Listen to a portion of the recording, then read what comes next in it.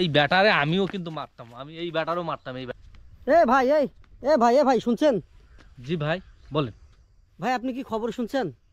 হ্যাঁ, আমি আজকে সকালে শুনছি, এই যে দেখছি। কলকাতার যে হকার সাংবাদিক আছে ময়ূক রঞ্জন ঘোষ। এই ব্যাটারে আমিও কিন্তু মারতাম, আমি এই ব্যাটারও মারতাম এই ব্যাটারে, আমিও আরে পাইলে আরে ভাই মারতাম। সেইটা তো আমি বুঝতে চাইতেছি। আজকে দেখলাম কলকাতার মানুষ কৃষক যারা আছে তারা সবাই তার বাসা ঘেরাও করে তাক উদাম কেলানি দিছে। আসলে বিষয়টা কি একটু খুলি বলবেন? ভাই, কথা হচ্ছে কি, ওই যে পাছায় জোটে না তেনা, আর আমি কিন্তু দিছি একবারে হাই ভোল্টেজ কাপড়। এই বিষয়টা হচ্ছে এই, ওরা আমাদেরকে আলু দেবে না, ঠিক আছে, পেঁয়াজ দেবে না, আচ্ছা। মানে বিভিন্ন ধরনের সবজি ওরা আমাদেরকে দেবে না। তাই বলে কি আমরা না খেয়ে আসি? বলেন। আমরা কিন্তু আমাদের বাঙালি, আমরা খুব সুন্দর খাচ্ছি, যাচ্ছি, বেড়াচ্ছি।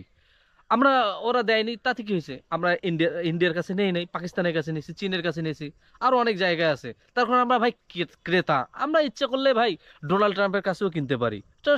তোর ইন্ডিয়া কি, বিষয়টা হচ্ছে এই।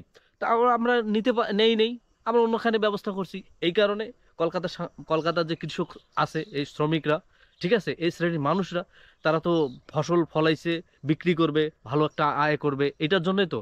কিন্তু এই হকার সাংবাদিক মিথ্যা প্রচারণার কারণে বাংলাদেশ ইন্ডিয়ার একটা সম্পর্ক যে ছিল, এটা কিন্তু নষ্ট করে ফেলছে এই হকার সাংবাদিক। এখন কৃষকরা এটা কিন্তু ভুল করছে। ওর যে পাঠাকছে প্লাম্বু দেয় নাই, ঠিক আছে, এটা ওর কপাল। ওর মানে ভাই গোস্ত পা ভাগ, ডাকছে পেলাম বুকি।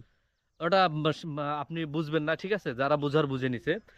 ওর যে গোস্ত টুকরো টুকরো করে ভাগ করে নেয়, এটা তার কপাল। তার কারণ আজকে বলে চট্টগ্রাম নিচ্ছি, কালকে বলছে বাংলাদেশ থাকবে না, পরশুদিন বলছে আমার পকেটে বাংলাদেশ, ঠিক আছে, তারপরের দিন বলতেছে এটা শেষ ওটা শেষ, আজকে নিজেই শেষ। তার মানে কি, আল্লাহ উপরে আছে একজন, আমরা বাঙালি, আমরা মুসলমান, ঠিক আছে, আমাদের কেউ না থাকলেও, ঠিক আছে, আমাদের শক্তি সমর্থ বা ঠিক আছে এগুলো না থাকলেও আমাদের উপরে আল্লাহ আছে, আমাদের হেফাজত করবে আল্লাহ। তোর ইন্ডিয়া কি? ইন্ডিয়া তো কিছুই না, ঠিক আছে। তবে হ্যাঁ, একটা কথা, তবে আর একটা কথা, সাবধান, বাড়াবাড়ি কখনো মঙ্গল বয়ে আনে না, ঠিক আছে।